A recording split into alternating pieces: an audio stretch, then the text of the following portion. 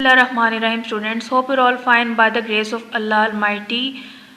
Okay, students, now we are going to start our new lecture of education, and the topic is aspects of development in childhood. The phase of childhood extends from the end of early childhood to the advent of puberty, expanded over 7 to 12 years. This phase is the onset of puberty. अब यहाँ पर यानी कि ये जो इसको आप इनके बचपन का दौर कह रहे हैं कि बचपन का जो दौर होता है, ठीक है। अब क्योंकि ये वो जो 3 से बच्चे ने आगे एडल्ट एज में जाना है, और इसका जो एरिया इसका जो आप ये कह लो कि जिसके साल हैं वो 7 से 12 साल तक मुहित होता है। Childhood and physical development. Childhood is the period of the rapid development of muscular development of children.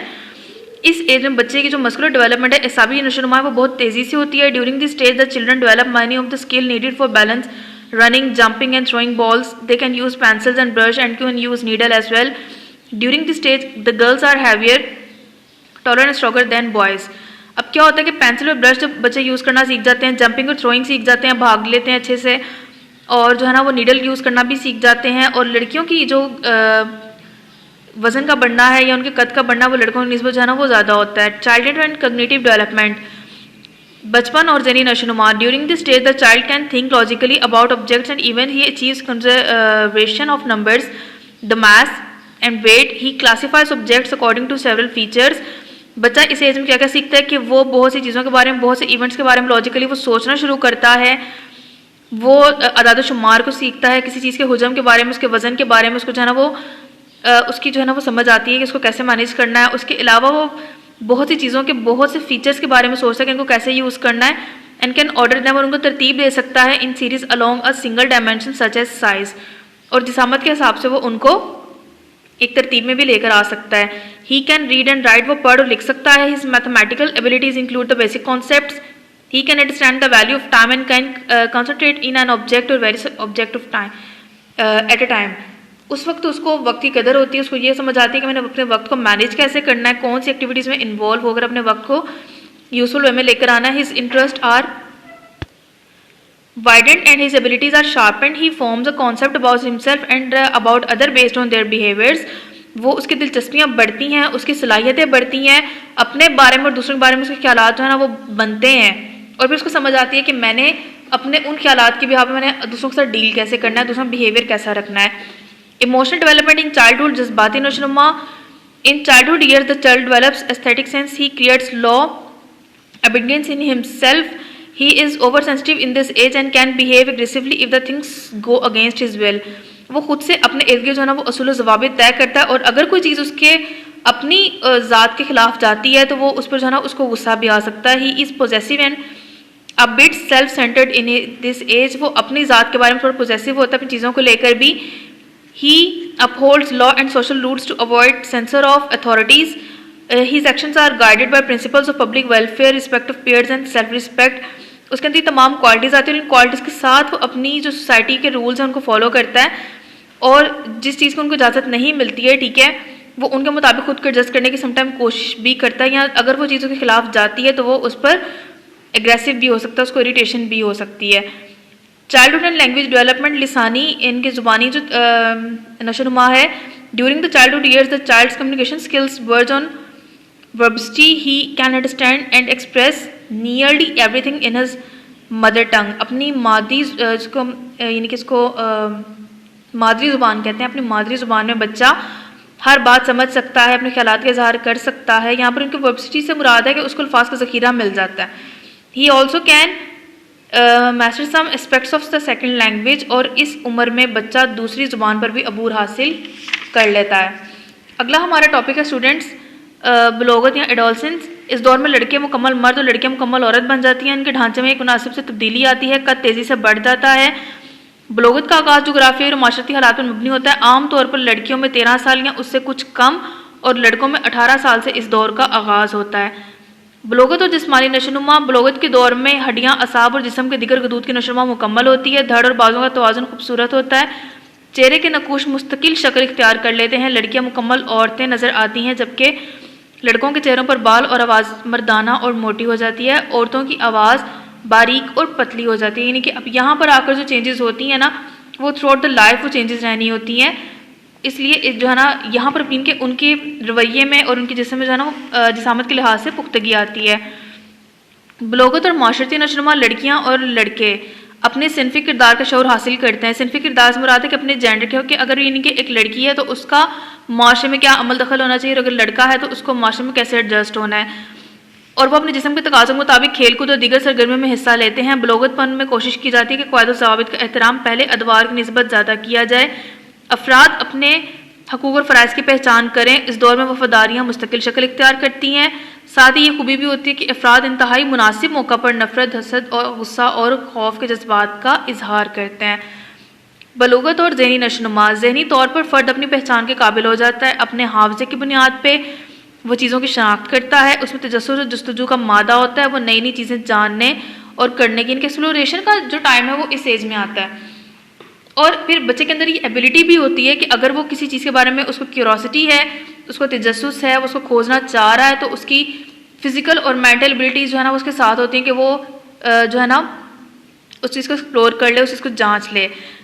इस दौर में अफराद एक ख़ास नुक्ता नज़र इख्तियार करते हैं। वो इसके बारे में दलील के साथ बात करते हैं। ज़हनी तौर पर पेशा इख्तियार करने के लिए अफराद तैयार होते हैं और इसके लिए वो अपने ज़हनी रुझान की बुनियाद पर फ़ैसला करते हैं।